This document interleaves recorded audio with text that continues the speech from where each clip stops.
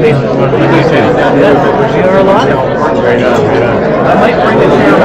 Yep, not a problem. I don't think this is going to go to sleep while it's streaming. Okay. It might. If it does, just give it a little wiggle. Sure.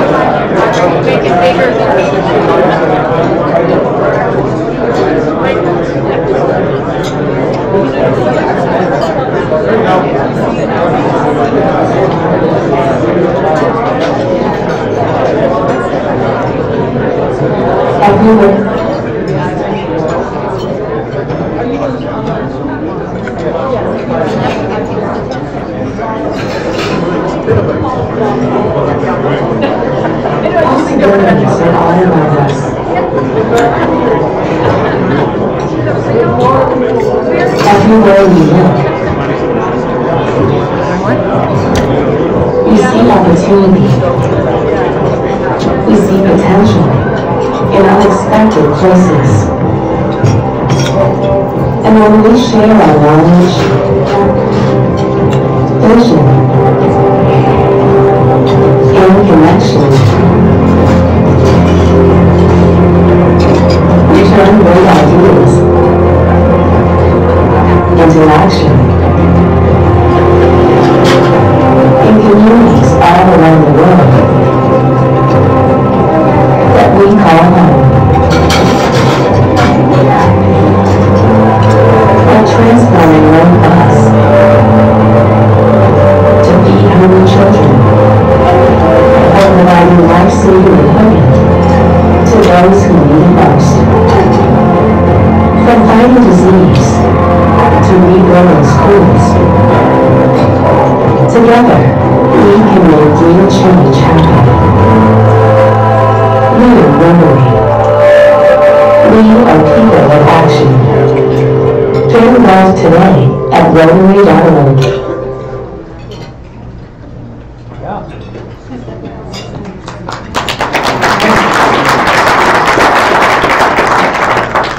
Good evening.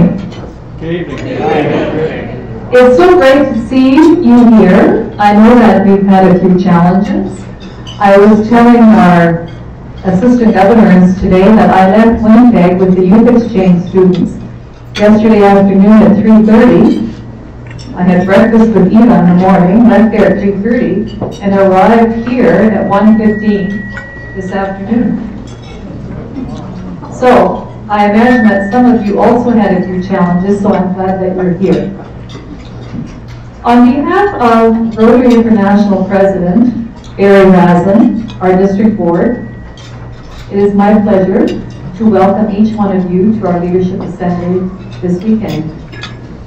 I extend a special welcome to our past district governors. Would they please raise their hands?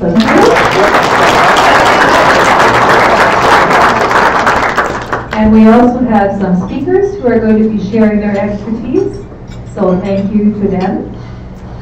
Now I'm going to do a little shout out to a couple of people who have probably come the longest or the farthest. And we have President-elect Ian McKenzie and President-elect Ken Nash all the way from the Yukon.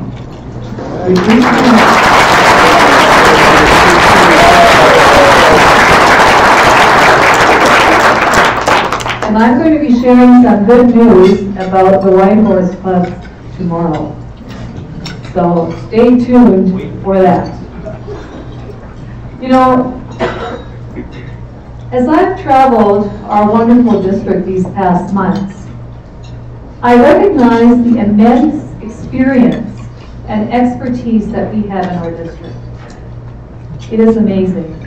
And I've had this incredible opportunity to witness the amazing work that our clubs do every single day in our communities. And you know, that's benefits, I believe, of Rotary, that we have these opportunities to serve our communities with like-minded people from business, from all professions, and the community agencies.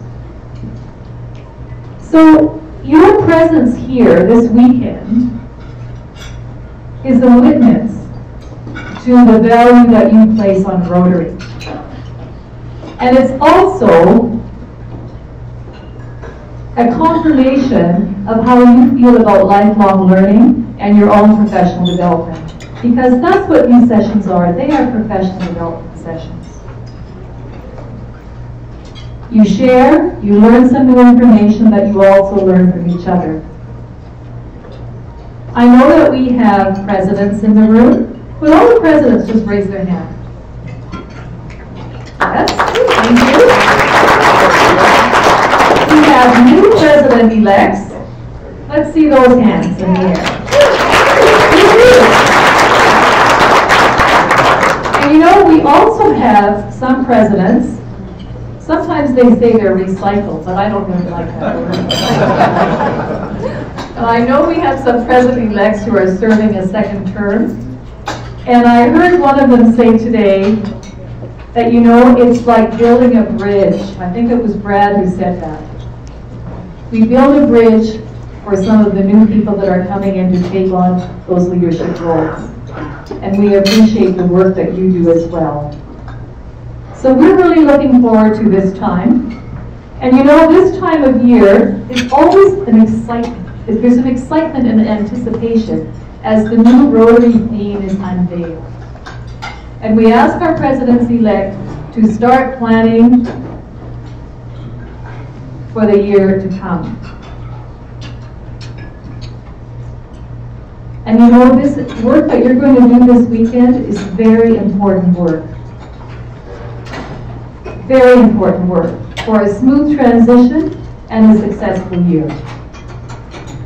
But you know, as District Governor, I have to tell you, it's also very important that we remember the goals that we have set for this current year.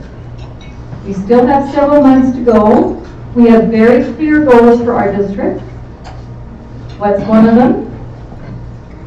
Membership. Thank you. Yes, a membership.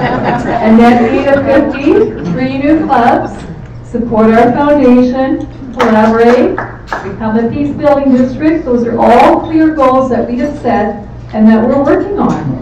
And I know that clubs have excelled in many areas, and we're not finished yet. We need to have a strong finish. So I ask you, while you are planning for next year, also keep in mind to work with your presidents to support your current board that you have in your clubs so that we can accomplish those goals and continue that momentum. And speaking of momentum, you know, with this incredible leadership that we have here in our district, you realize, of course, that together we create a very powerful influence, a powerful momentum to bring about positive change in our communities. And you know, to be change makers in our country, in fact, it's not enough in our country. Our world needs positive change makers like the Rotarians that we have in this room and in our district. I want to say a special compliment to our district trainer, Donna Bear, and our district governor-elect, Tracy Laverin, and also the learning and development team for planning and organizing this wonderful weekend that we're going to spend together. And I am confident that we will be the inspiration as leaders as we see Rotary connect the world.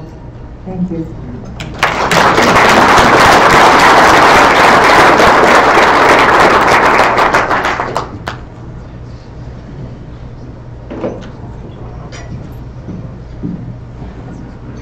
Thank you so much, District Governor Ingrid. Well, welcome everyone. How are you this evening? How are you this evening? Yes, that energy is absolutely exciting, it's engaging, inspiring, and it's what's going to help us to go forward. Your energy, your commitment. So I'm very pleased to welcome you to District 5370's Spring Learning Assembly. As District Governor Ingrid mentioned, there's been a strong team that's been working hard behind the scenes to ensure we can provide you with the best opportunity to help you as leaders, you as Rotarians, and you as club members. Why is that important? As you develop personally and professionally, you gain the capacity and the skills to be able to take and move forward and help to strengthen Rotary. Now, is Rotary important? Hell yeah. I need a little louder than that. Is Rotary important? Why is Rotary important? Because we help to change the world. The world needs Rotary. The world needs you, your fellow Rotarians, your community members, your friends, your family, your colleagues. Rotary is for all of us, and we have the opportunity to connect the world through Rotary. And I'm absolutely honored to share that this weekend we launch Rotary Connects the World. Yes.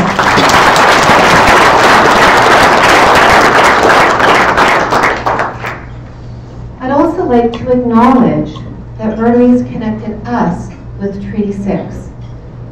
We are on the traditional lands referred to as Treaty 6 territory, and that all the people here are beneficiaries of the Peace and Friendship Territory. Treaty 6 encompasses the traditional territories of numerous Western Canadian First Nations, as well as the Métis people who call this area home. And we're fortunate to share the land together. Thank you to Treaty 6.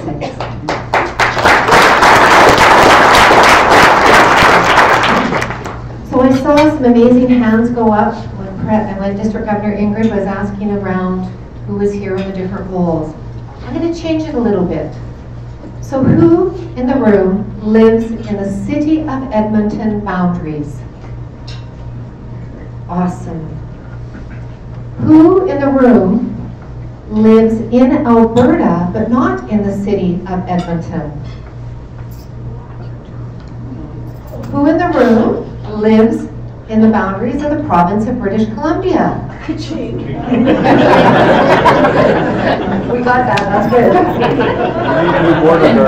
And who in the room lives in the boundaries of Manitoba? Welcome, Rita. And who in the room lives in the boundaries of Saskatchewan? Go Riders! Ken, welcome, Ken. And who in the room lives in the boundaries of the Northwest Territories?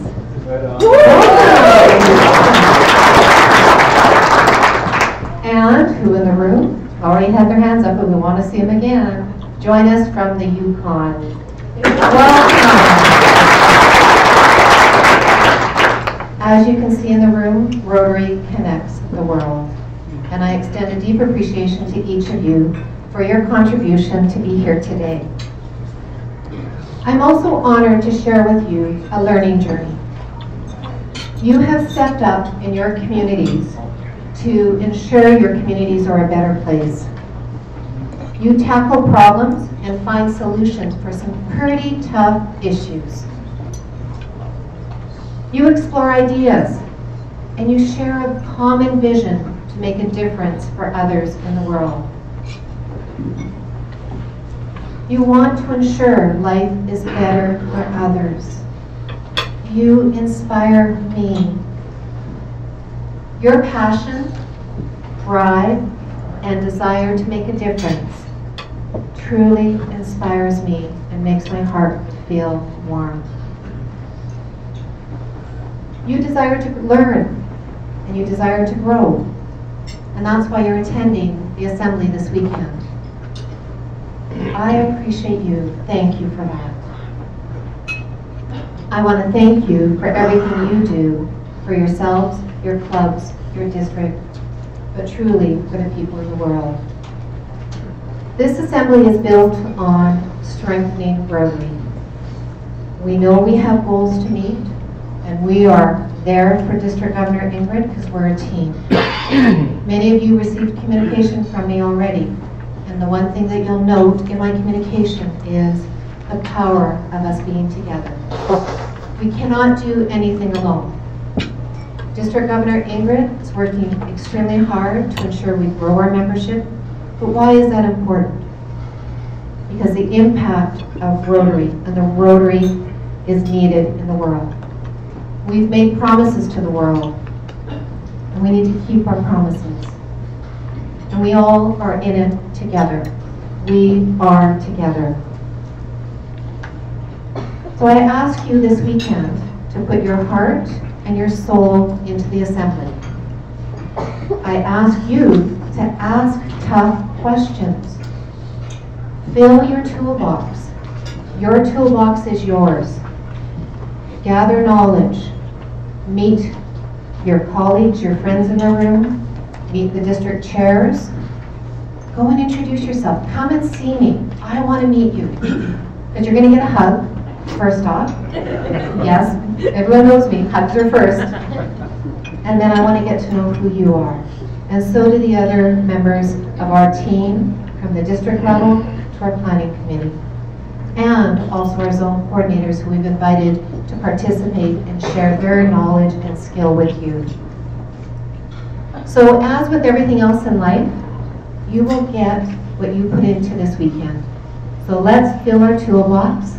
Let's gather resources and knowledge so that we can ensure that we are serving to the best capacity, because Rotary connects us to the world and to each other. Thank you.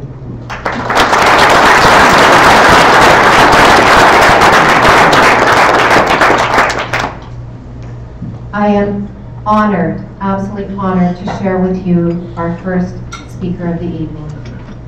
Well, he's the only speaker of the evening after me. I'll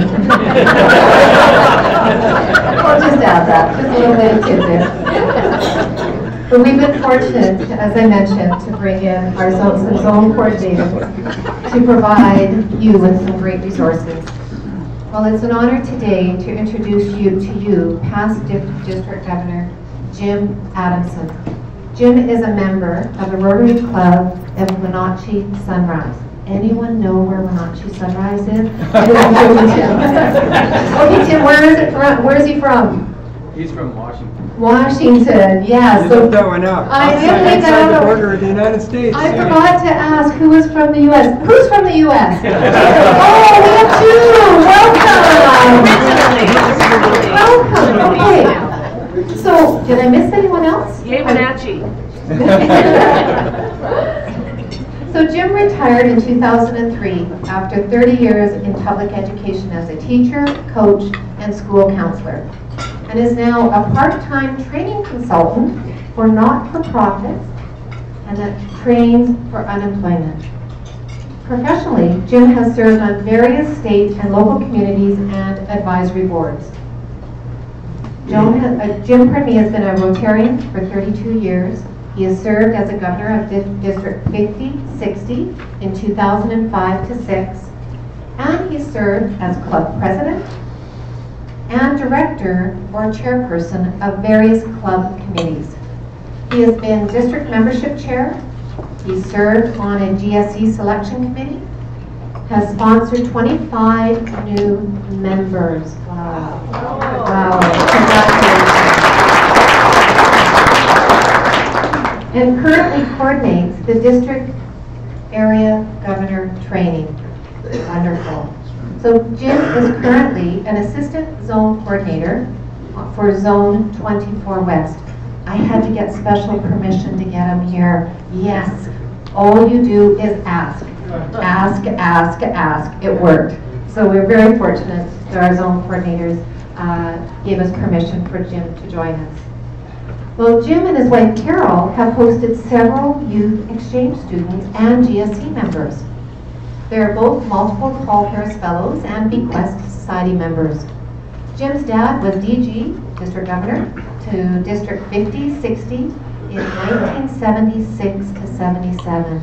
Wow, great Rotary history. Tremendous. Jim and Carol, they have 2 children and 6 grandchildren. Wow, that's a busy household and busy times. They enjoy family more than anything else, and they have fun with their grandchildren.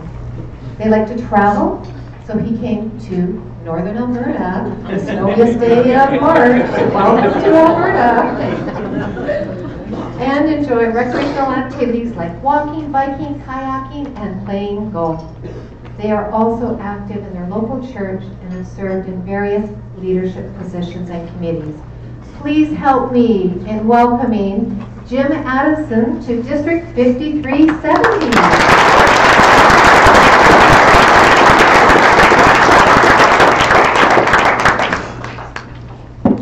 First of all, I apologize. That was way too long. I'm sure I sent you all that stuff. The only important stuff is like the last paragraph. 6 grandkids. That's all you need to know, right? Those of your grandkids appreciate that. And actually, when you introduce new members to your club, hopefully those are the kind of things you really want to know, right? Hobbies, interests, grandkids, jobs, things like that, so you can connect with them. How many of you are grandparents? Okay, see, we have a connection already. Can't say how many live in the United States, though. That's out there. And I thank you. I really appreciate coming up here. This is, I do question the spring assembly, though. I'm not sure. I've been 2 or 3 times in March, and it's not been the spring assembly yet. So, but it's fun to come up here, and I am passionate about membership, and that's why I love to do these. I'm passionate about coming up and meeting all of you and connecting with people and being with people who really connect with others and with leaders and with people who are able to mentor, with people who inspire and people who transform. Where have you heard those words, by the way? People of action. Yeah, so people of action, right? That's and you've got posters all over the room. You saw them on the slides. We're going to come back to that in just a while. So this is going to be just kind of a review. Some of you have heard some of this before. You get to hear it again because you never can hear it enough. And it's going to condense about a 3-hour thing into about an hour. And just summarize and set up for what we're going to do tomorrow.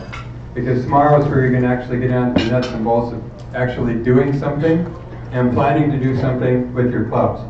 So this is going to just kind of be a background for that. So first of all, you all realize that this is why people join Rotary, correct? That's why people join Rotary. That's why people stay in Rotary. This is from that Siegel and Gale study that they did a few years ago, and you've probably heard about that a lot of times. But just in summary, people join because they want to make a local impact.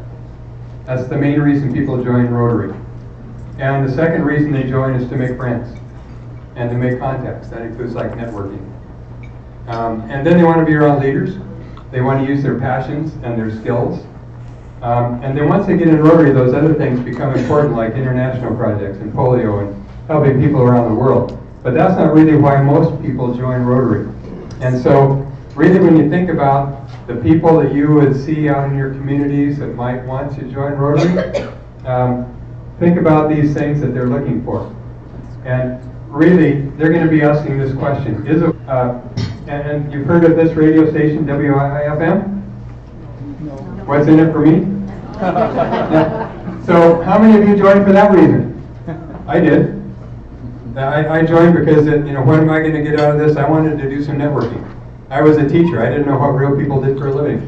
That's why I surrounded myself with other educators, and I didn't know how businesses operated. So for me, it was to get to know other business people and see what they were doing.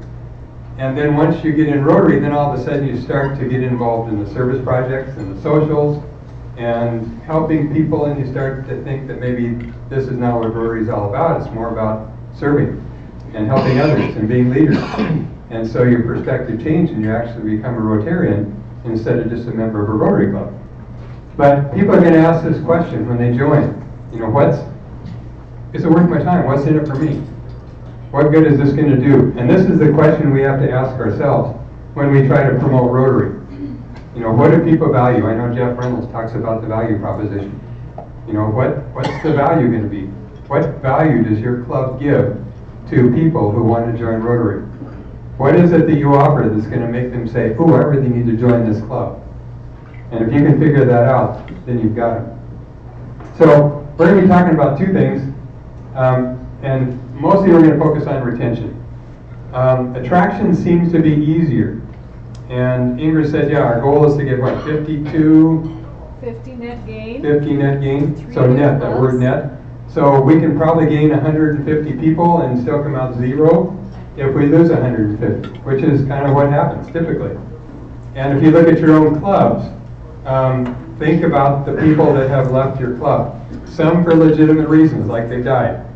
Or they move away. You know, some of them become Rotarians in another place. That's fine too, but basically you lose them from your club for reasons that are beyond your control and maybe their control. But there are members that leave your club for other reasons. And one of the things we need to do is find out, you know, why people leave that do exit our clubs. And you might find out that there is something that they're not getting. It's not worth their time.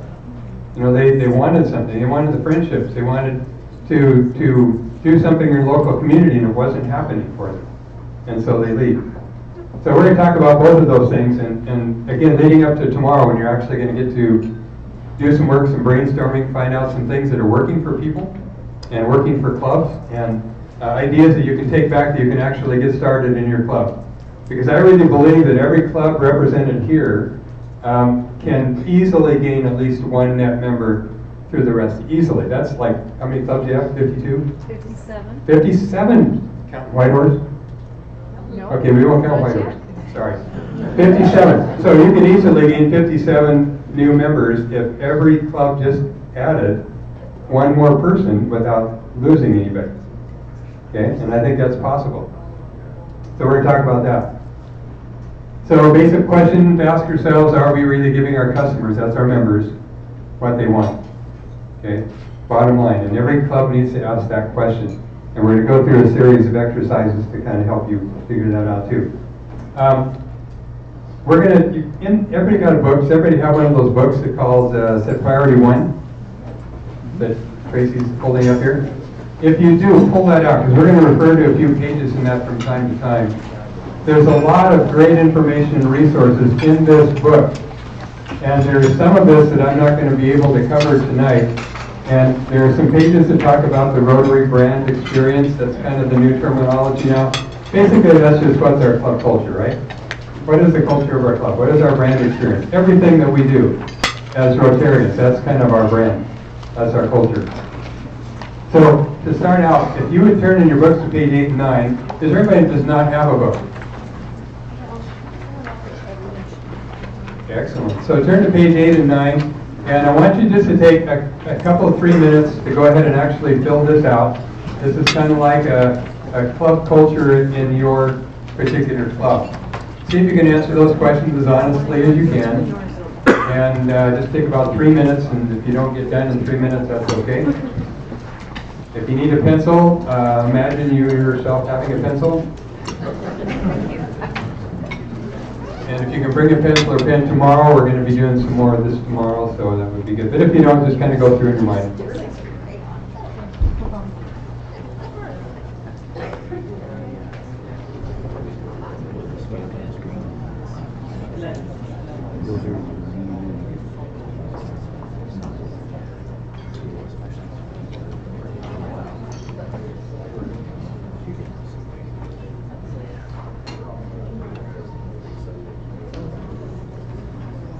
If you're with other people from your club, you can probably go ahead and communicate with them, but it can be just yours if you want.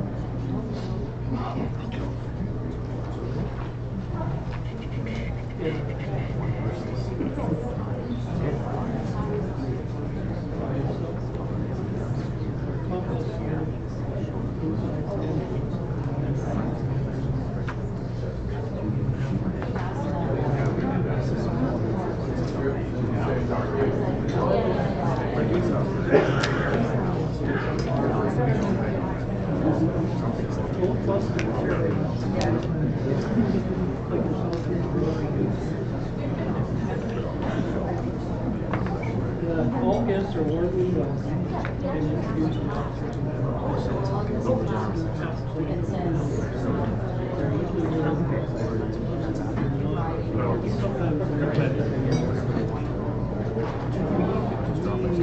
About one more minute.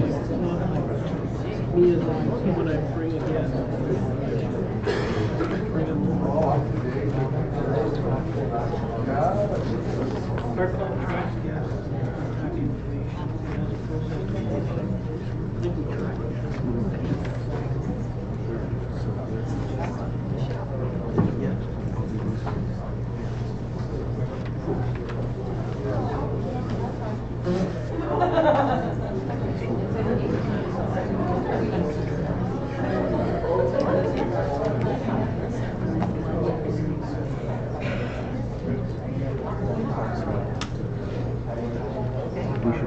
Okay, let's stop there because due to time, we want to keep going. But if this is homework, it's going to help if you could finish this by tomorrow because we're going to come back to this tomorrow. So if you can finish it, that will help you out a little bit when we do the activity tomorrow. So what we are going to do is start from the beginning of you trying to get a person into Rotary. And we're going to follow that person all the way through from the invitation to Rotary clear up until they're members and join your club. And take a look at all the things that kind of happen in between. And the very first thing is the introduction of that person to Rotary. And they can get that in a lot of ways. They can get it by you just wearing your pin. Everybody wear your pin every day to work? No? Okay, yes, you should, yes. Actually, it's a good opportunity. People sometimes will see your pin and they will ask you, well, what is that? Or they'll see it, oh, are you in Rotary? It gives you kind of a starting point to communicate with them. It doesn't have to be that, it could be anything, but somewhere along the line, hopefully, somebody's going to ask you, what's Rotary? And you're going to have to give kind of your elevator speech. And I heard from one district they don't use the term elevator speech anymore, the younger generation, is that true? Oh, I know what I was going to do. If you're under 30 years old, would you stand up? Under 30 or under? We'll go 30 or under. 2, congratulations, Hector. Thank you for coming. How about any others that are from 30 to 40? 40 or... Okay, a few more. And I'm not going to ask how many over 40 because that's everybody else. So that tells us something right there, right? About how the diversity and the makeup of some of our clubs in our district. So just think about that too. We're going to come back to that.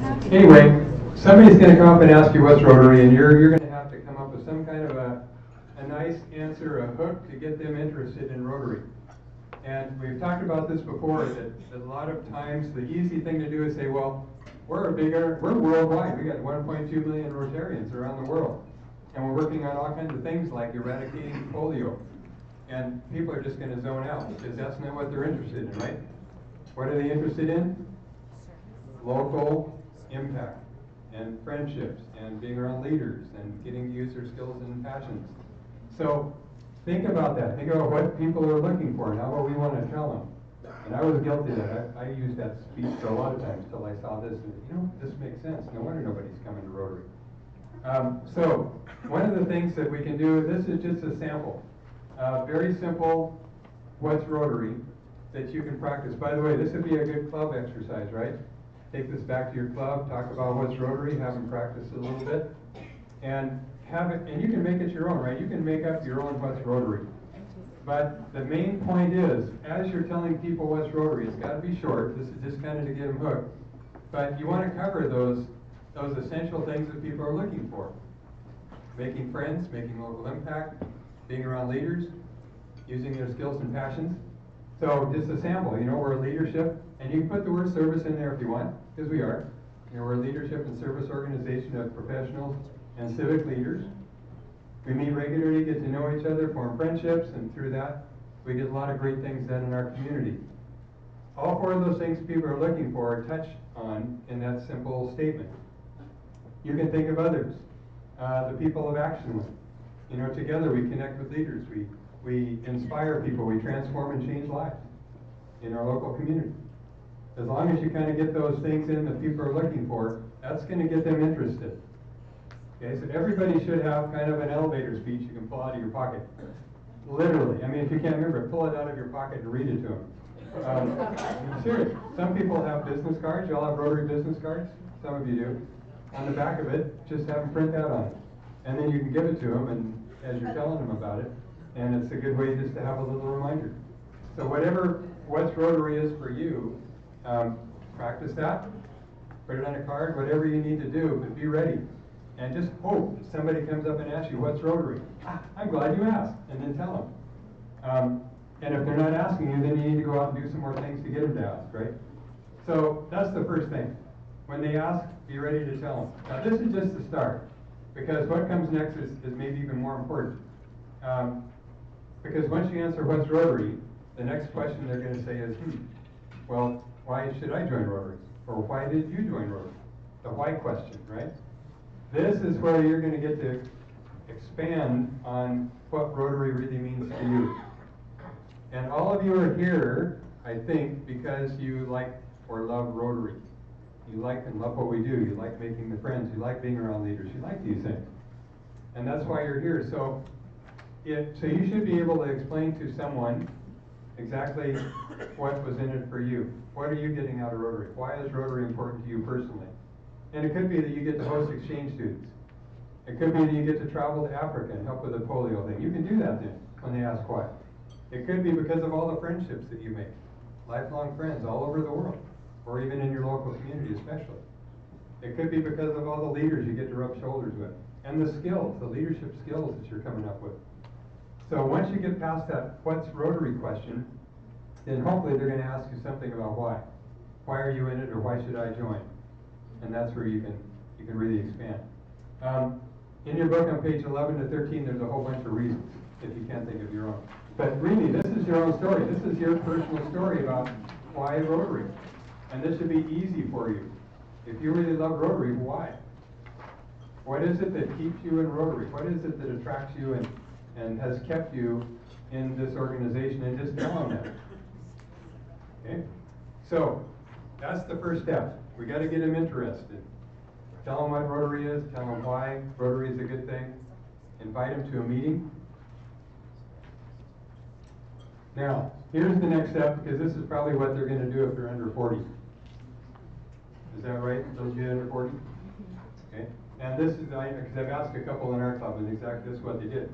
We invited them to Rotary. They went home and they checked our website, or our Facebook page, if you have a Facebook page, or an Instagram, or whatever accounts you have. The younger generation especially, they're going to do some research. They're not going to ask it. They're just going to go look it up. They're going to Google it. And what comes up needs to be exciting. It needs to be consistent with what you say you're doing. If you said, yes, we're a bunch of professionals that we're a leadership and service organization. We do great things in our community. We form friendships. They look on your website and there's nothing there that's very exciting. Then they're going to wonder, that's kind of like false advertising. You're telling them one thing, but you're not doing it. So that's the other thing we have to be careful of in our clubs, is to make sure that we're actually doing what we are telling people we're all about. Otherwise, even if they join, they're going to get disenchanted and they're going to leave. So they're going to check out your Facebook page, your website, your Instagram. Is it up to date? Is it current, number one? And is it exciting? Does it have pictures showing people doing service projects and smiles on their faces, having fun? Maybe we're going to have fun, right?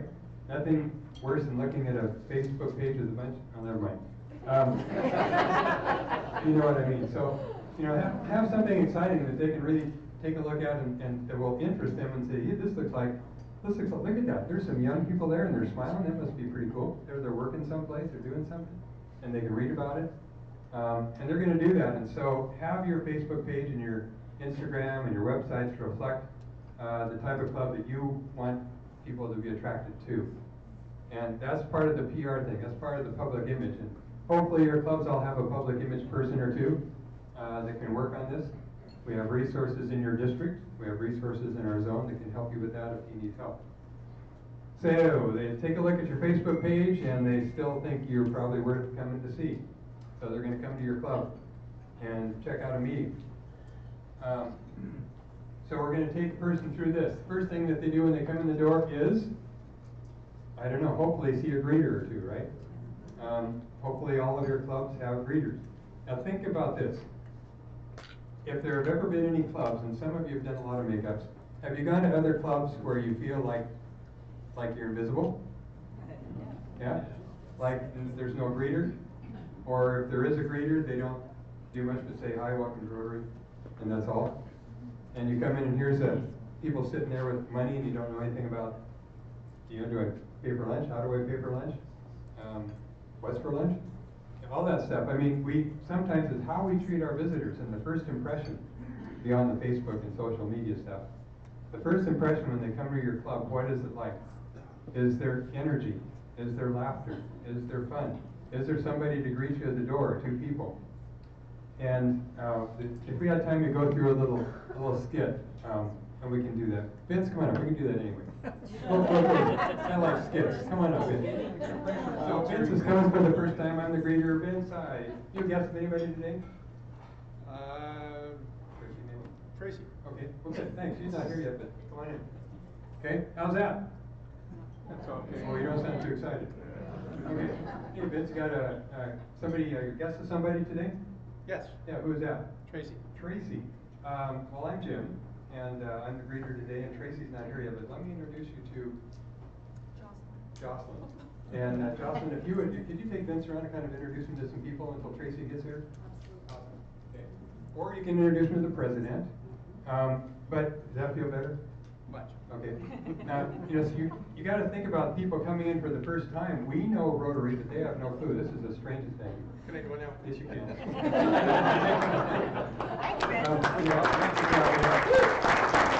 I should mention that Vince is also a good chauffeur today, so he got me to the airport, from here to the airport here. So anyway, we want to make them feel comfortable. We want to make them feel welcome. We want to make them feel, part of this family that we say we're a family. And so be very, very diligent about picking greeters, and you may even have to have a little training session for your club and greeters to talk to them about what is it that you do as a greeter, and to make sure that they're introduced to somebody, and supposedly, hopefully, somebody fun. It's no fun to introduce them. Oh, this is Joe, and Joe's. So introduce them to one of your more energetic people. That's kind of the key. You all know those people, right? The other thing is once they come in, and then the president usually says, you do maybe an invocation, flag salute, whatever you do, and then introduction of guests. And again, this is kind of important because this has been done differently, lots of different ways. Like, we have a guest today, Vince. Stand up, Vince. Thank you. Okay, who's next? And that's it. Or maybe, have you had this situation where the people at the table have to introduce the guest? Some people do that. If a guest sits by you, you get to introduce them. Pretty embarrassing if you don't know them. You don't get to know them. So make sure that if that's your club, the people, learn enough about the person. So when you introduce them, don't just have them stand up and tell the name. Tell them about some of the things you know about that person. Because again, it's about making connections, right? So if this person has a particular job, if they live in a particular part of the city, if you have kids that go to school with your kids, whatever it is, try to make it kind of a personal introduction so they feel really welcome and people can connect with them. Seems like a simple thing, right? Seems like a no-brainer, but it's not done very well in a lot of clubs. So think about how it's done in your club and make sure that your guests, whoever they are, wherever they are, whenever they are, really feel welcome when they come to your club. So next, we greeted the guests. Oh, this is a good one. So guests come in, and again, this is done differently too. A lot of clubs have a set agenda, most clubs. It could start with an invocation. How many clubs do use invocations? Okay. How many clubs do, let's see, you don't do flags, but, okay, sing O Canada? Okay, everybody pretty much? Oh, anybody toast the Queen? No, you don't do that anymore? Shoot. That was pretty cool. When I was in a different district in Canada, they still had a few clubs that did toast the Queen. So again, we need to remember, here we got some guests coming in.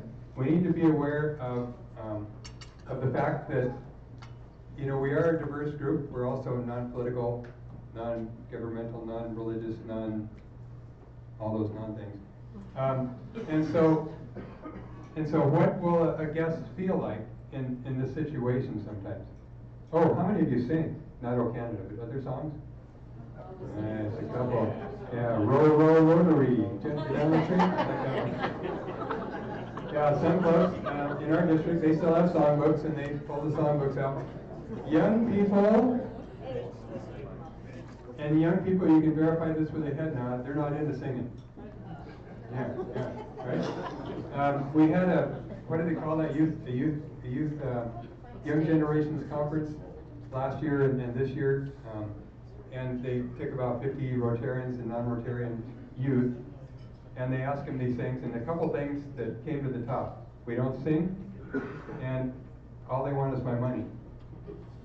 Yeah? So think about that too. When your club does all this stuff like Sergeant at Arms or Sad Bucks, Happy Bucks, or Sheriffs, or whatever you have up here in Canada,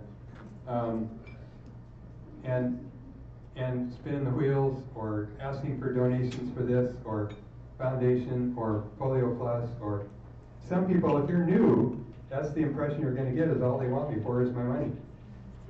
So there's nothing wrong with that, but you need to explain to your guests what all that's about.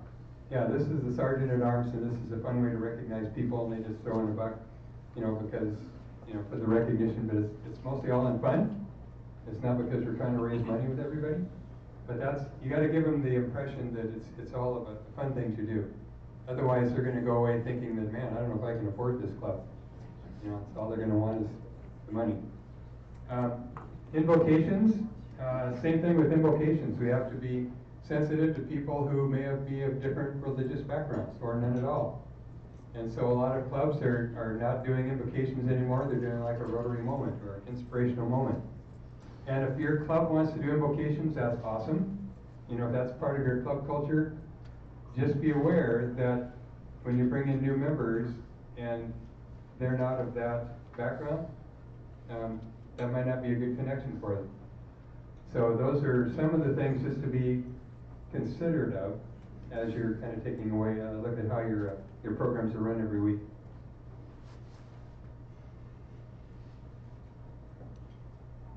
Got that one. Oh, yeah. So here's the other thing. So the president stands up and now he's going to talk about EREY and service above self and eradicate what? 408 test. Paul who? TRF. Happy Bucks. Foreign language? Yes. So again, in fact, we do this to our own members because some of our members don't understand this stuff, right? We throw out all these acronyms, but we forget that some of our members, our newer members especially, don't know what those initials all mean. And so we have to be very careful to actually say the word sometimes, Rotary Foundation, instead of just TRF or whatever it is. Explain it to them, and especially if you have guests, you know, somebody sitting next to them or the president or somebody, just let people know what those all stand, so it's not like they're coming into a whole different foreign culture. Here's another one. And this could go like this. Ingrid, we went out on a first date. We had a pretty good first date, right? You bet. Yeah, want to marry me? So we do the same thing to people that come to our club. We do. You bring a guest to the club and we pounce on them like they're dead meat. You know, oh, here's so-and-so and he's thinking about joining our, oh, you join our club, why don't you come? You'd love it here. And the person doesn't even know what the club is about and they get 10 people asking them to join the club. So be careful not to rush things. You know, try to form that relationship first. Let the person come a couple of times. And don't pounce on them. Easy to do. You know, we get so excited to see a potential member. You know, we almost don't let them out the door without a pin. So we have to be careful of that. So just things to be careful about. It's a fine line. So basically, our Rotary experience, our club culture, part of everything we do. We have to look at everything we do. Even the little things can make a difference. So as you're going through the one survey that we filled out, and we'll do another one later, be thinking about how your club goes through all this process through its regular course of a meeting. Here we go. This is a good example. Project last Saturday. How did you like that? Oh, I loved it. That's a new guest.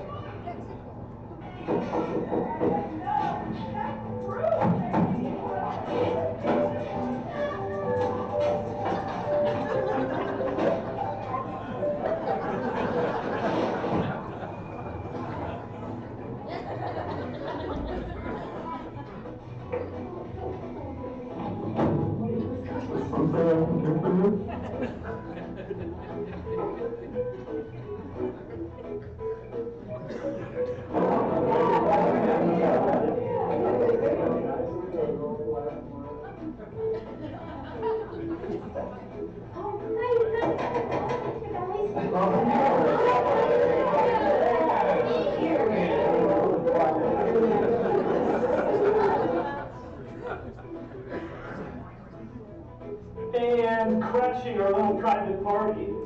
Just kidding, buddy. We have William Billowed back. Actually, it's Bill Ball back. Well, you know, with a name like that, you need an instruction manual. Am I right? Am I right? Yeah. Oh, and well, it says right here that Bill is an attorney. That's just what we need, right? Yeah. Another attorney telling us what to do. Actually, I do probate law. That's all right. Sit down, Bill. Just let this next Bill will be here all night. Am I right? Am I right?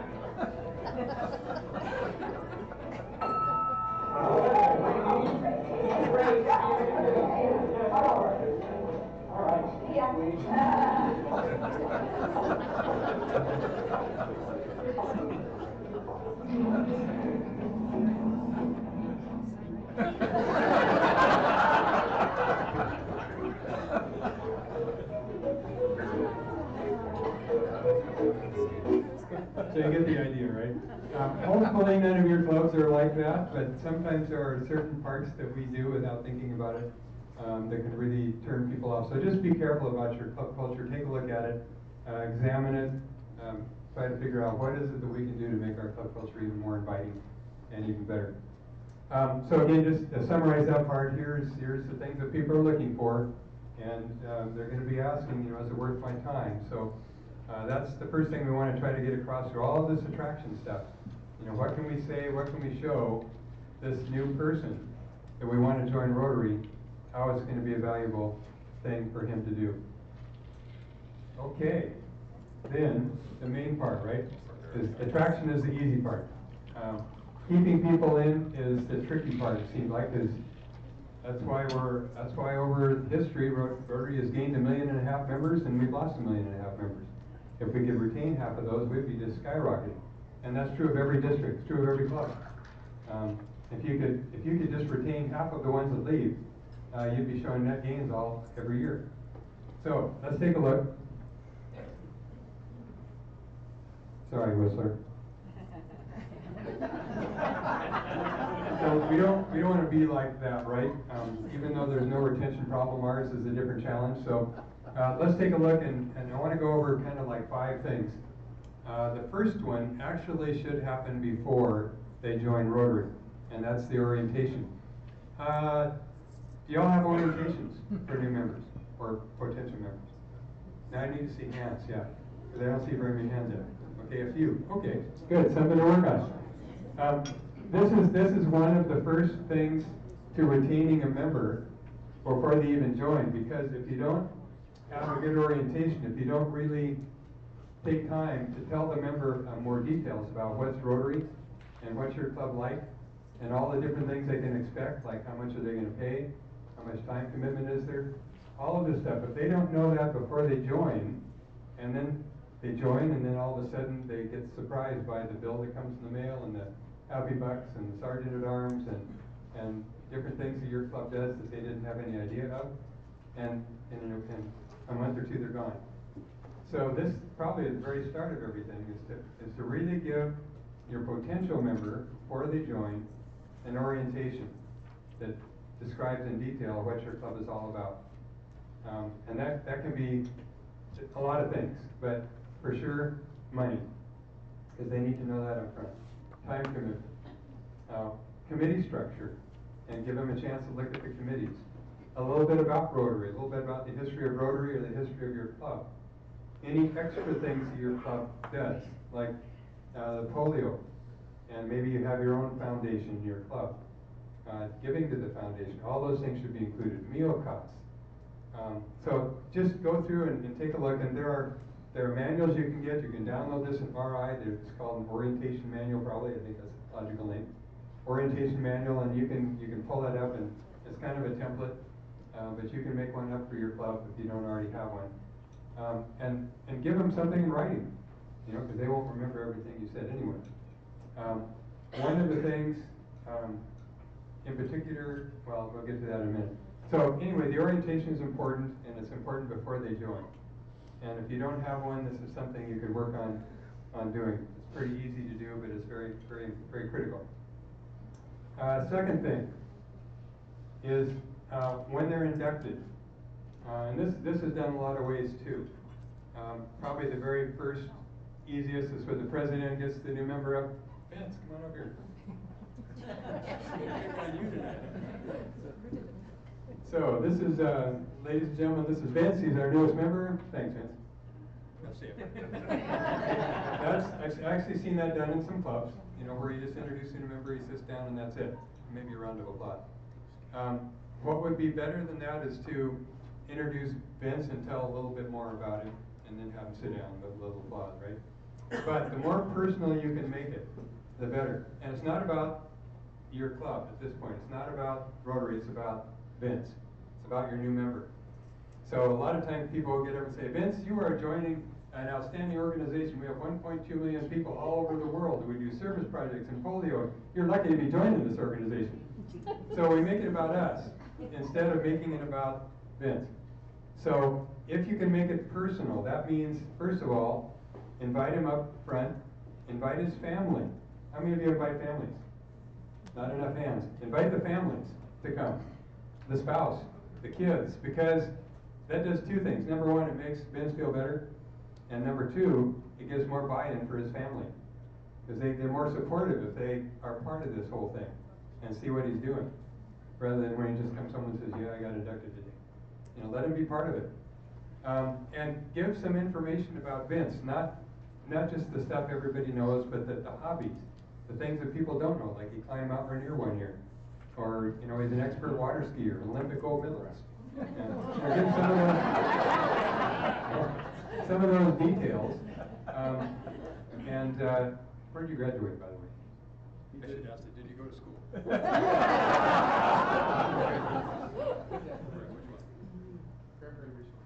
Oh, anybody graduate from Grand Prairie Regional College? I see. So if we get up and say, yeah, so Vince graduated from Grand Prairie Regional College. He is an accountant. He has 2 kids and 1 grandkid. And they go to school here or wherever he goes to school. He likes to play tennis and golf. And I'm sure his golfing will help us in our next golf tournament because our team lost. He loves wine, especially reds. So what we're doing not only is bringing attention to Vince, but also making connections right off the bat with club members, right? Because how many of you like wine? Liars. So we already have some connections. We have something in common with Vince that you can talk about next time you see him. And people that graduated from Grand Prairie Regional College have something in common. Does anybody have? He's at the bar. Oh, he's at the bar getting the wine. And how many have grandkids? A lot of you did ask that already. So you can have something in common. You can talk about your grandkids all night, show pictures and everything like that. So it gives you something in common. So when Vince sits down or when he comes to the next meeting, you'll have something to talk to him about. And you can make him feel part of your Rotary family. And if we don't ask those questions, we don't know about it. We don't know that stuff. And Vince is pretty outgoing. He'll go tell you, but a lot of people don't. We figure that everybody's going to come into our club and they're just going to just mingle. They don't do that. They'll come in and sit down, and if nobody sits to them, in a couple weeks they're gone. Okay? So we have to make an intentional effort to get to know them. And it starts with the induction, a personal induction, with them and their family. By the way, when you're doing this, why not invite the sponsor up and recognize the sponsor? right? Give them some recognition. Yeah, why not? Because if without the sponsor, we wouldn't have been, right? Tracy, thank you for sponsoring. Did you sponsor him? See, there you go. Wait, get her up here, give her a sponsor pin, whatever whatever your club wants to do. But I think it's important. People like to be recognized, and sponsors should be recognized for the effort. And when other people see that happening, I might just put a little light bulb. Oh, maybe I should go think about trying to get a member. Thank you, Vince. Again. Okay, now when we shook hands, we made everything go black here. There we go. Okay, along with the induction and maybe the orientation somewhere in there, it would be nice if you gave the person a new member brochure. How many clubs do that? Okay, good. So some information that they can take home and have in their hand. Because again, they're not going to remember all this stuff. But if they can have a brochure that lists, your club projects, your committee structures, how you operate, just good stuff about your club.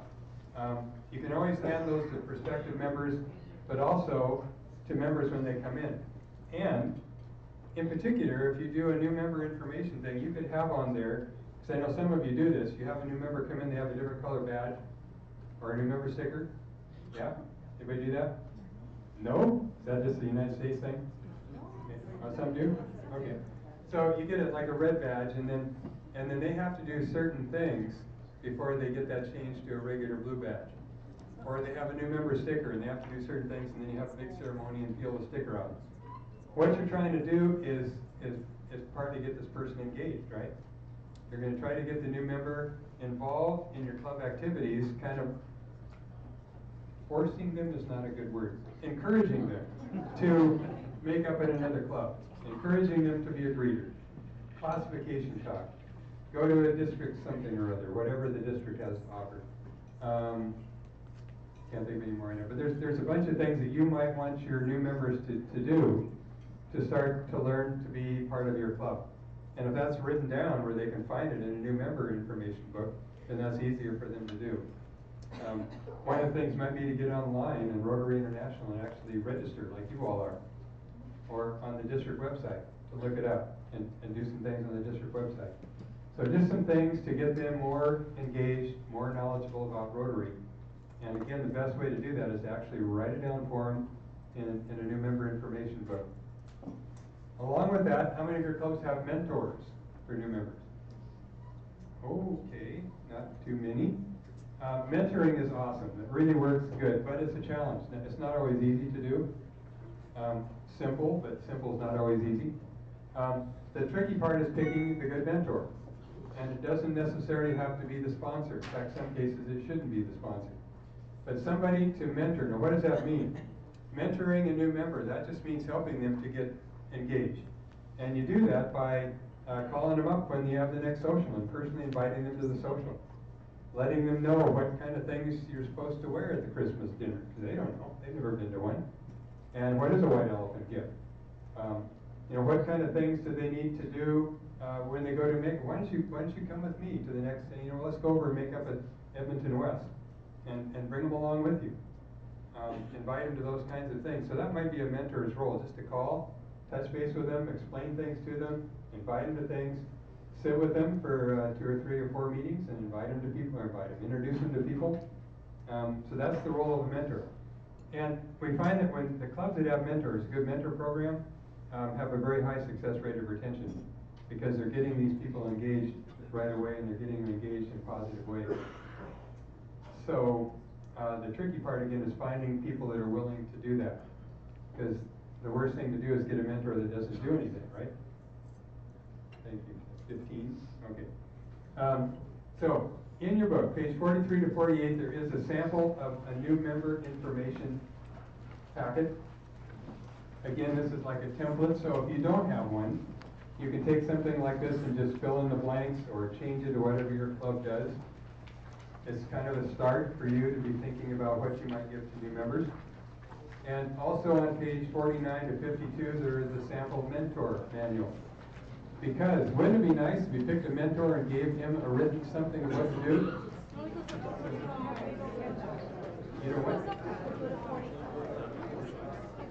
It goes to 45? 32?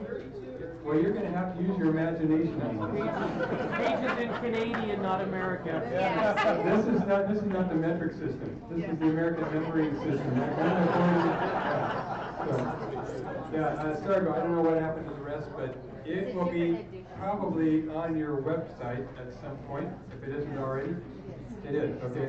So it's called the Priority 1 Manual, and hopefully it's complete and has all the pages, but trust me on this, when you find it, on page 49 to 52, there is the sample booklet that you can give to your mentor and say, here's your responsibilities, here's some tips, here's what we'd like you to do. And in there, it also tells what you expect the new member to do to get their badge changed.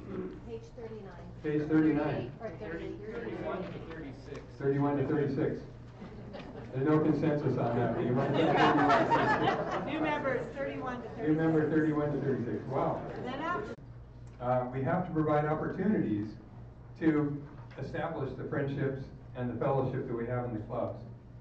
So be thinking for your club, how can we do this? How can we intentionally create opportunities to build friendships among our members? Not just the new members, but all our members.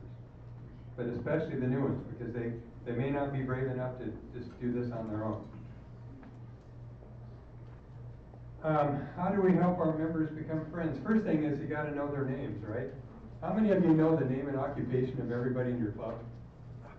That's because you guys are pretty small clubs. Yeah. No, congratulations, that's good. And I could ask too, how many of you know that everybody in your club knows your name and occupation? Okay. So hopefully, yeah. So that's what we want. We need to know. That's why people join, because they want the friendships. They want to be able to use their skills and passions. And if we don't know what those are, we can't utilize them. So there's all kinds of things that you can do. Now I'm going to stick my neck out here and say on page 18 to 19. Sure, maybe anything, but hopefully this is a list of things that you can do, like games you can play in the club. Yes. You know, like getting 5 people up front, giving them a card, 1 through 5, and having everybody, you know, like number 1, what's his name and occupation? Number 2, what's the name and occupation? Number 3, what's her name and occupation? And see how many gets them right. Get them right. Have all the realtors stand up. Have all the lawyers. No, don't do lawyers, because you would have nobody left in your club. So just do different. There are different games, different things you can do as a club, and have fun with it at your meetings, so that you can know everybody's name and occupation. I mean, it's really, this happened in our club. Very embarrassing when we've got a round table with 6 or 7 people sitting there, and the sergeant at arms comes up and says, "Oh, what's the name of the person next to you?" Don't know. Okay, the person's been in the club for like 6 months and he still doesn't know the name, and they're sitting next to him. So that could be the individual's problem, but still, what can we do to help our members get to know the names, the passions, the skills, the vocations of our other members? So that's kind of the start of creating the friendship. Okay, here's an important one. This is critical. They're all critical, right? Involve them. How do we get people involved? And the easy answer is socials and projects, right? There are a lot. There's more than that. I mean, get them on a committee, get them taking notes in a meeting and putting it on your blog, or have them set up a Facebook page for you. A lot of ways you can think of to get people involved, but socials are the easiest. Projects. If you think about a project, when you go out and do a project in your community, are you talking to the people you're working with? Probably. So you're establishing friendships, or at least getting an opportunity. Are you impacting the community? Yeah. You're probably working alongside leaders, because you are those. You're probably letting that person exhibit some of their skills and passions, because they're out there working on that project with you. And all 4 of those things that people are looking for can be found in a project. So the more projects you have, the more opportunities you have for all of those things. Probably the biggest thing I've heard from new members coming in is that, you know, I joined to make a local impact and we don't do any projects. Okay, maybe you've heard that in your club. I hope not. If so, get some projects going, because they can do a lot. One of the clubs I highlighted in its own newsletter down in our district, Chelan, they had about 40 members. They now have 60 members within the last 2 years. They've gained 20 because somebody donated a trailer. They wrapped it in Rotary signage like you see around the room, with people working in a big Rotary on it. And every weekend, they divide their club up into teams, 4 teams, and every weekend one team does a project with that trailer somewhere. They take the trailer, they park it in front of whatever they're doing. It could be shoveling walks, it could be planting a garden, it could be making something, it could be whatever it is, and everybody in the club gets engaged. A little bit of competition also, and that Rotary, at the same time, the public image is out there in that city everywhere they go. And they've really attracted several new members just because of that, the projects and the exposure. So get them involved. And personal invitations, I mentioned this before, but if you just stand up and say, yeah, we get a social at 7:30 at Bob's Classic, the new member may likely not show up. You know, they really need sometimes a personal invitation from the mentor or from somebody to personally invite them. Say, hey, you know, I want to remind you, or give them a call a couple days before. Hey, is going to go to this social? This is where it's at. Why don't you join me? We need personal invitations are really important because people sometimes will not take the initiative, especially if they're new, unsure, don't know what's going on. So be sure that you have somebody in the club personally inviting some of the newer members to your functions, whatever they are. And then education. So we got to orient them and induct them. I say induce them, that's what you do to bring the women.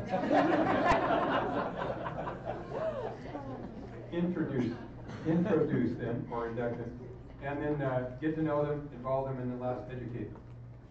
And this is what we do with our social media, our newsletters, our bulletins that come out, your weekly bulletins if you have one, things like RLI or leadership training, assemblies like this one.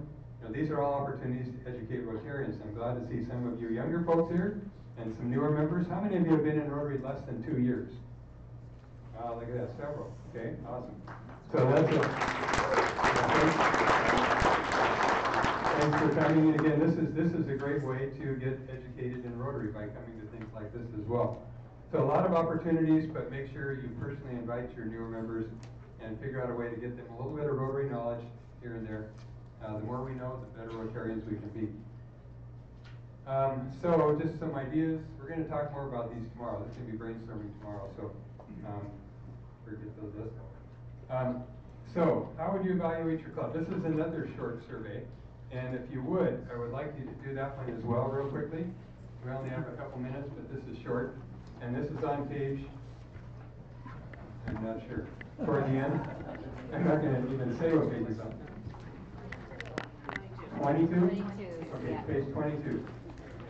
So if you would just mark these from 1 to 5, whether your club is doing well or struggling for all these areas, and then go to the next page and see if you can answer those 3 questions pretty quickly. Yeah, that's right. And we're going to use these tomorrow also, so if you don't get finished, try to get them done tonight as homework. They know you're going to have homework.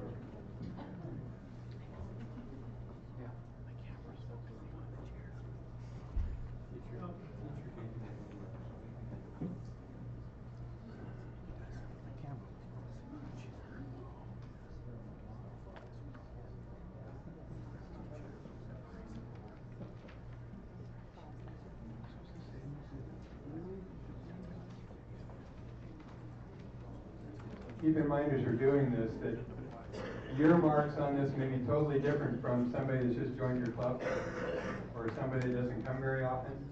So the more members of a club that you have do this kind of survey, the better results you're going to get. So it's not overloaded by all the active Rotarians.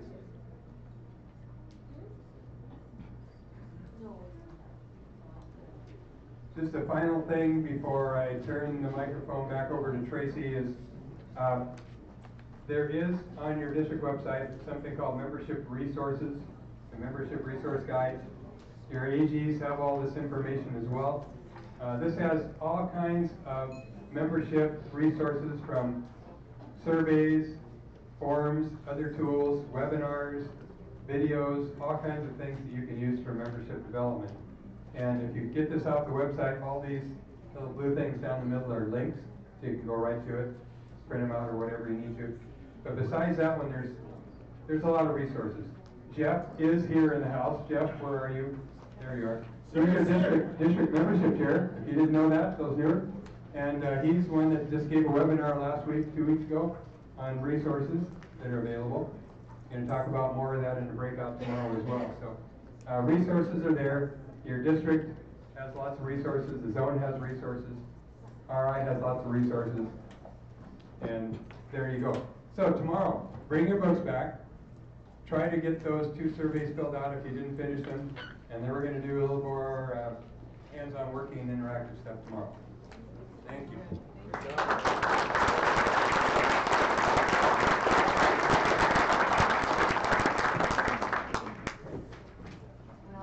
Well, thank you so much, Jim. How does everyone feel? You did some thinking? That didn't sound very enthusiastic. How does everyone feel? Awesome. So I want to share a little story. Last year, I had the opportunity to participate in the training, and Ingrid included information around also the priority one, and we worked through it. One of the pieces that I took home with myself, and I know I have some cheerleaders in the group that can testify to this, is that when I introduce a member of our club, what do I say, Tiffany, about our members when I introduce them to a new member or a guest at our club? You say a lot about them, a lot of their personal interests, introduce what they do, if they like to travel, hobbies, things they have. And it has been really exciting to be able to sit and ask the individuals a few questions about where did you grow up? How many children do you have? Do you golf? Because I don't, but I'm interested. Do you know much about Rotary? No? That's okay, I didn't either. Let's just go past that. And it's amazing the response that we received from those guests when we introduced them. Jim also hit on another piece as well, was in regards to new members. Once they're part of our clubs, how welcoming are we? When they come to the meeting, do we welcome them with a hug? Or, how are you? How was work today? By the way, your child was in skating last week. How did that competition go? Not all clubs do that. I have a member in a club who has been a member of a club for about 3 years. And the club is an older club. It has a little bit of older generation. A little bit, just a little bit, yeah. It's starting to develop a little younger feel in the club. There's some newer members coming in. But this young mom, been there for 3 years, and what she tries to do is to move around from table to table to table to get to know people. And more times than not, she's been asked, are you a guest? She wants to be a Rotarian, and she wants to get to know everyone, and she's taking the initiative.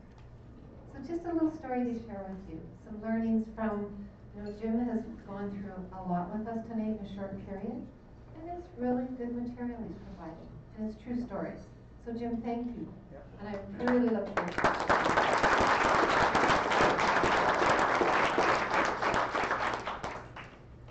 The next on the agenda is to share with you a story.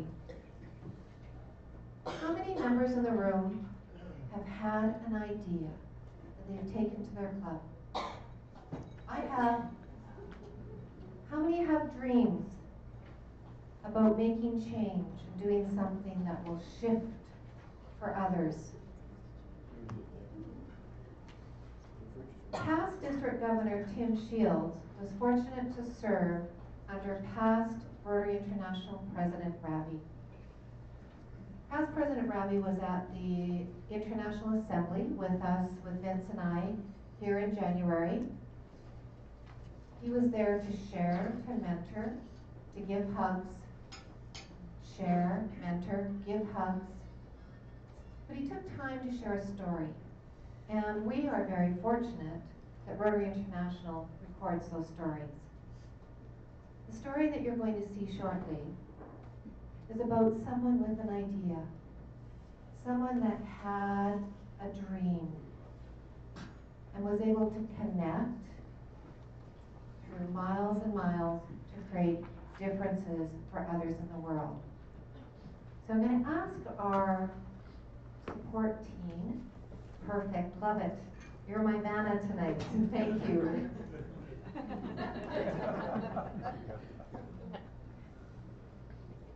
As our support team's Vanna is getting us ready, you're going to have the opportunity tonight to hear right from past President, Rotary International President Rabi, his story of a connection that was made between his club, which I'm not going to talk about, and another club in another continent. And we're really close.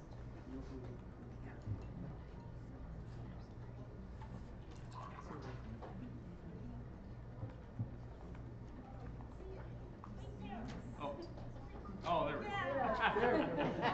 Thank you. When you receive an invitation from Susan Jackson, the Executive Director of the Rotary Club of Birmingham in Alabama, to speak at their club meeting, you don't want to miss it. But that was nearly 10 years ago. This club, with a membership of 650 plus, is one of those great clubs in the world with an uncompromising quality of membership. And so, of course, I readily accepted the invitation. Having traveled there and addressed the meeting, some of their members, in true Southern hospitality, invited me over for a dinner to a beautiful restaurant on top of the mountain overlooking the city of Birmingham. Well, at the end of the dinner, as sound etiquette demands, and because it's the right thing to do, I thanked them, and of course, I invited them to my own country, so that I may have a chance to reciprocate their hospitality. They smiled and agreed. But it was not as though Sri Lanka is next door to Birmingham.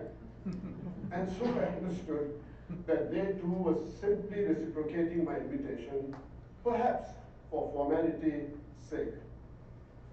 Imagine my surprise when a few weeks later, I received an email confirming that all those who were there at the dinner had decided to make the trip to distant Sri Lanka.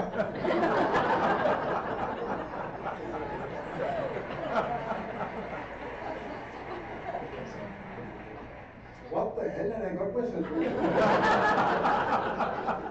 My mind raced.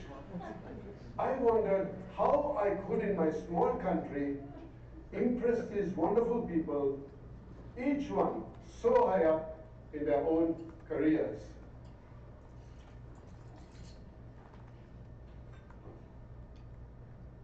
Good morning. I'm Ed Partridge, a GYN oncologist and former president of the American Cancer Society. I had recently joined Rotary when Rocky extended his invitation to us to visit his country. We had no idea he was doing it only for formality. We were impressed with him. We had heard about his wonderful island in the Indian Ocean, and accepting his invitation came very spontaneously. So 14 members of the club traveled across the world to this beautiful island in the Indian Ocean, enjoyed their hospitality, and began a memorable association with the Rotary Club of Colombo, the premier club in Sri Lanka. I did not participate in that first trip, but personally speaking, as director of the Comprehensive Cancer Center at the University of Alabama at Birmingham, I was very interested in the reports I received of the Colombo Club's project in cancer prevention and early detection. Yes, and it was providential that a person of Ed's eminence in the cancer field first joined the Rotary Club of Birmingham and next associated himself with our project to to identify cancer early, mostly breast and cervical cancer. As we all know, cancer is difficult to cure, but the earlier you find it, the better chance you have. And so when we launched this project, our goal was not just screening patients who came to the clinic, but the ultimate goal was getting the patients who had positive results on to the next step where they needed their treatment, so that they had the best chance at life. We understood that most people were coming into hospital when cancer was already too advanced. We knew that if we could detect the cancer in the very early stages, we could save lives. So we had set up a small clinic in rented premises to screen women with the purpose of doing pap smears and breast examination for early detection of cervical and breast cancer. We already had a very good relationship with the government's health ministry. They had agreed to support us with the doctors and nurses, and on our part, we would make available the building, the furniture, the consumables, and we also undertook public awareness and the educational aspects of the program. At that stage, we had no major equipment, but we were very successful. In the first 5 years, we had already screened approximately 12,500 women free of charge.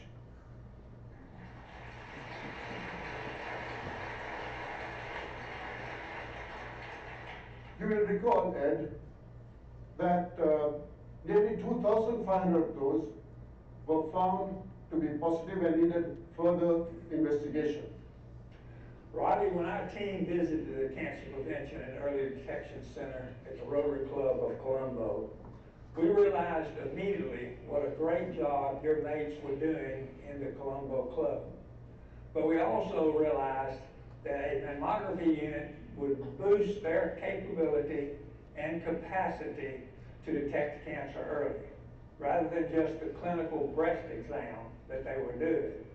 And so on returning home, our club board met and quickly made the decision to support the project with a new mammography unit. We organized a fundraiser and then used our connections to secure from General Electric a really good price for a new generation mammography unit. We added an ultrasound machine, also critical for accurate early detection of breast cancer. A Rotary Foundation district grant helped us to fund the ancillary equipment and the publicity material for mobilizing social awareness. We followed the progress closely and made several visits to Sri Lanka. In our visits, we were absolutely delighted to see firsthand how successful they were with the first machine. And we enthusiastically recommended a second mammography unit in a rural area outside the capital to reach a greater population. We also agreed we should increase the effectiveness of cervical cancer screening through human papillomavirus testing rather than the pap smear process. This equipment, together with staff training, was funded with a $250,000 US global grant from the Rotary Foundation. With Robbie's intervention, the project was further supported at this time by the Rotary Club of Nuremberg, Sagina in Germany, and also the Zurich Chital Club from Switzerland. And at this point, the University of Alabama at Birmingham threw its weight behind us. They readily agreed to host 5 personnel from Sri Lanka for technical training in Birmingham at the UAB Comprehensive Cancer Center, one of the best in the United States. Robbie, the project was beginning to grow far beyond our expectations. That's true, Ed. On our part, we began to see the national status the project was beginning to assume. We realized that we were quickly outgrowing our modest leased premises and needed to raise funds. General Secretary John Hugo and Ed Here himself were present when they participated in a fundraising banquet. We successfully negotiated with our top mobile telephone operator, Dialog PLC as they are known, to fund a dedicated 4-story building to house the center. I was never actively involved in running the project. It was being run by my mates in the club, far more proficient and far more passionate than me. And then, of course, I had a minor diversion. I had to finish my stint as Rotary International President. But the 2 years passed very quickly. As I got back on the plane home after my stint, I only wanted a long sabbatical from Rotary. I had had enough. I wanted to sleep in my own bed. I wanted to run my own business. I wanted to eat breakfast every morning with my own family. I wanted to play with my newborn granddaughter. And I said to myself, I did what I set out to do. The torch has been passed to John Germ over there, and that's his baby. Now I needed a break. But even though I had left the job of president, the job of Rotarian came home with me. Meanwhile, Ed here had become such a good friend of mine. Ed, you and your club had changed me and my club's vision forever. Whenever we spoke about the Rotary Colombo project, we used two sets of numbers. One, how many women had the center screened, and two, how many had indeed shown signs of cancer. Those numbers we use as a measure of the club's success. The number of women with a positive screen was the number of women whom we had at least given a better chance for a complete cure. But I pointed out to Robbie that we needed to go further in our evaluation. I asked, what impact were we truly having, since the screening process is only the first step in the cancer journey? After all, each positive screen was not really a success, but only the first step in a path that no one really chooses to walk. In Sri Lanka, each year, almost 2,000 women are diagnosed with cervical cancer, many of them at our center. Nearly half of those women die. I knew that almost all of that suffering could be prevented, because cervical cancer is nearly always the result of a virus known as the human papillomavirus, HPV. And that is the only cancer that has a vaccine. In other words, cervical cancer is unique in that it is the only cancer that can be completely prevented. And that means the possibility of eliminating it completely does exist. HPV vaccination in women prevents the disease, and HPV detection and screening identifies those women who may harbor a precancer, which can be treated and prevented from becoming a cancer. This, Ed, was the most startling information I received. When I shared this information with my club mates, there was palpable excitement. We realized that we could actually eliminate cervical cancer from our country. To achieve that, in theory, all that we needed was to vaccinate each child between age groups 10 to 14. The HPV vaccine had already been confirmed to be potent, and it was a proven success. Of course, in addition to the vaccination, we needed to screen with HPV testing each 35 and 45-year-old woman. The HPV test was very visible, was very viable, and was very doable compared to the complexity of the pap smear, which often faced resistance from the women. We had the logistical support available and a government willing to cooperate. And to help us in this endeavor, we successfully negotiated with the giant Indian truck manufacturer Ashok Leyland for 2 fully equipped screening buses which would enable us to go into the far interiors to find those who would not come down to our centers. What's more, Ashok Leyland agreed to provide the drivers and to take care of the complete maintenance of the 2 vehicles on a permanent basis. The government of Sri Lanka understood our excitement about this project. They showed their commitment by agreeing to fund the full cost of the vaccines. They negotiated and obtained HPV vaccine at Gavi prices with a further 10-year commitment. This was a huge win for us. In the very first round of vaccinations, 80% of the population of 10-year-olds in the country were covered in less than 6 months.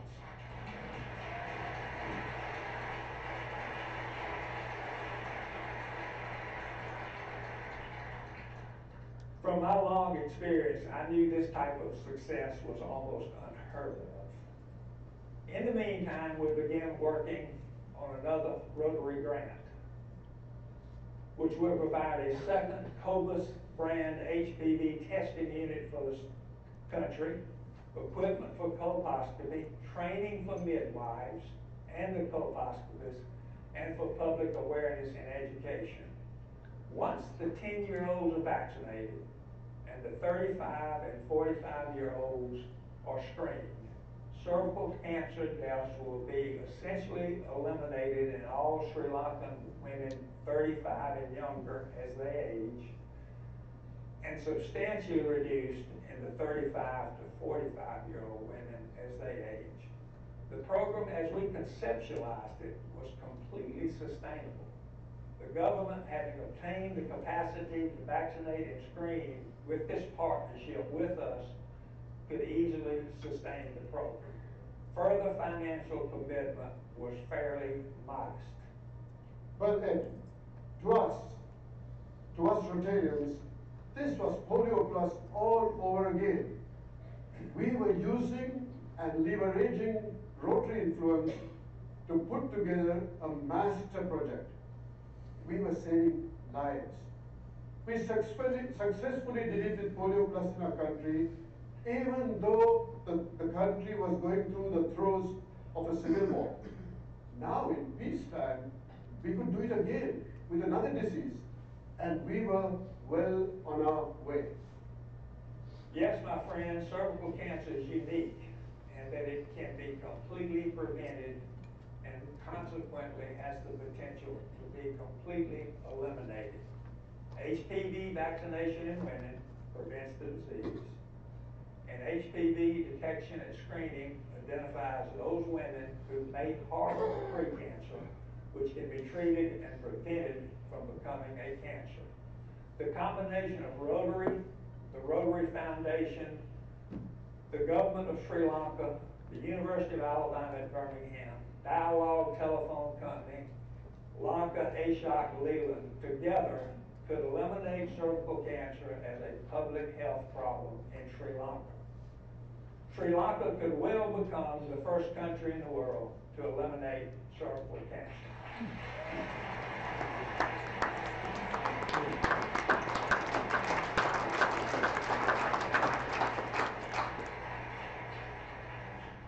Only because 2 Rotary clubs, 14,000 kilometers apart, joined hands together, had the vision, the commitment, and the firm belief that we could do this. And what is truly amazing is that if it can be done in Sri Lanka, it can be done anywhere across the world.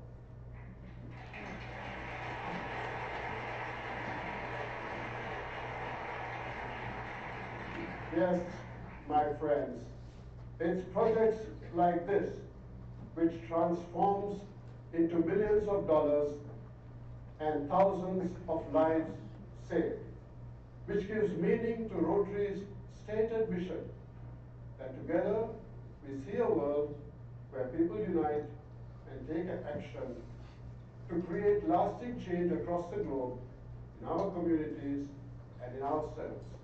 Thank you.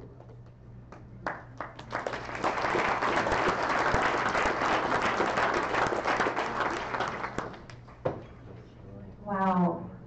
Opportunities, possibilities, connections. Well, we've been talking a lot about Thank innovation. you. Do you want to hear the next one?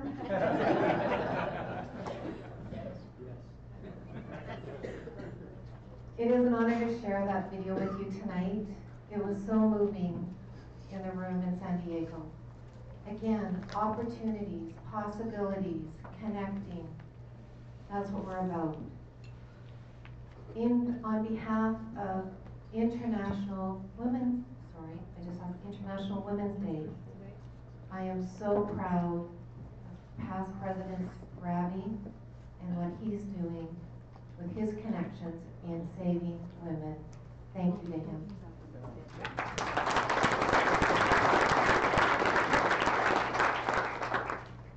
So we're going to close for the night so we can prepare for tomorrow. I want to acknowledge we also have something different happening today. We have a very strong leading Rotarian that has taken the initiative to ensure that we're live streaming. So we have been live streaming tonight. Thank you to Sean Draper. Sean, thank you.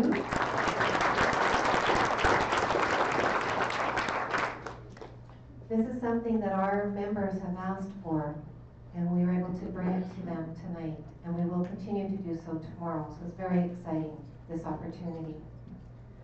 So tomorrow we start bright and early at 7:30 with breakfast from 7:30 to 8:30, and we will start right sharply at 8:30.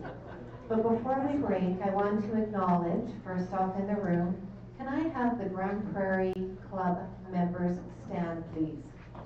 Come on, I've seen many of you in the room. Wow, look at the support from Northern Alberta. That's my way. Yeah, thank you. You've had a chance to see their faces. They're here to learn. They're here to support the district, and they're here to support myself and my husband. And they're also here to share with you information and exciting opportunities about coming on a road trip to Grand Prairie. Are you ready for a road trip to Grand Prairie? Each of these members are well versed on the conference, the district conference that will be hosted in Grand Prairie October 3rd to 5th. So please be sure to ask them about it. Sign up this weekend. They have a beautiful basket that's been brought. You can see it in the back. All the individuals that sign up as of yesterday when I sent the email out till 4 o'clock tomorrow are entered in the draw. So please ask them questions about it and about being part of the conference in Grand Prairie. So in closing, I thank you. Thank you for your leadership, your passion. Thank you for sharing this evening. Thank you for venturing on the roads to get here. That was a big feat, and I very much appreciate it. So enjoy this evening, enjoy some fellowship. Don't forget the homework Jim gave you. You got that? Yeah? You might want to do it at breakfast at 7:30. And we'll look forward to seeing you tomorrow. All the best.